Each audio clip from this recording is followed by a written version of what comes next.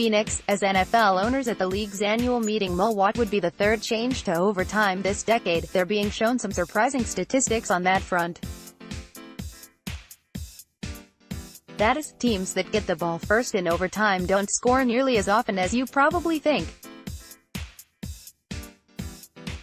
The Kansas City Chiefs are proposing a three-pronged rule that would 1. Give both teams the chance to possess the ball at least once in overtime, even if the first team scores a touchdown. 2. Eliminate superfluous overtime periods in preseason games, and 3. Eliminate the OT coin toss, and allow the game's opening coin toss winner to also have the choice on whether to kick or receive or defend which goal, before the extra frame. The most impactful prong would be the first, of course.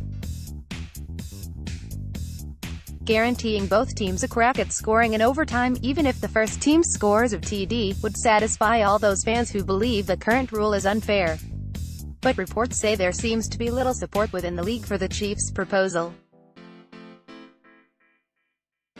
Given the NFL's overtime success data obtained by Post Media, that might not be a bad thing. An internal NFL study obtained by Post Media reveals that, since 2001, a team that receives the overtime kickoff wins only slightly more often than the team that kicks off, and the disparity is narrowing.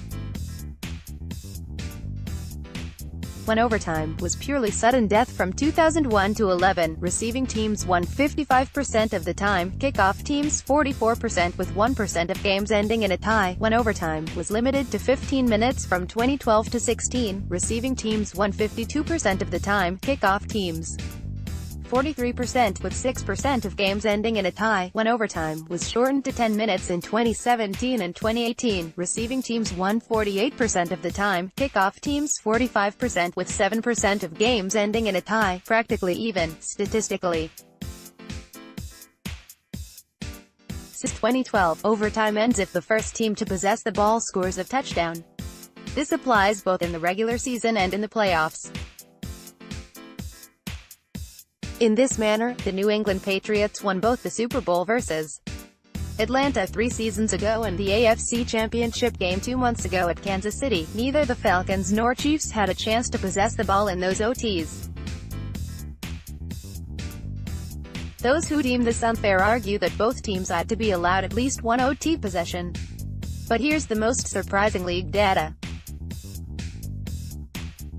Only 5 of 29 overtime games, 17%, over the past 2 seasons ended when the team that received the ball to start overtime scored a touchdown. What's more, since the one-and-done possibility entered the rulebook in 2012, only 20% of all overtimes have ended on the opening drive. The least success came in 2014, 15%, the most in 2016, 23%, so, if only 1 in 5 teams that receive OT's opening kickoff scores a touchdown to win, shouldn't the rule remain in effect? That is, if being good enough to march down the field and score a touchdown at OT's get-go is that infrequent, isn't victory an apt reward, as under the current rule?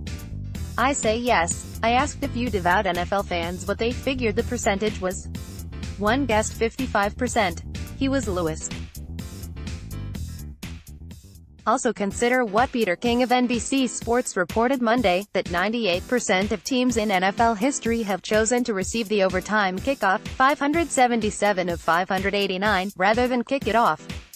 Perception does not come close to matching reality on this subject. Joe Cricket, postmedia.com @KRYK.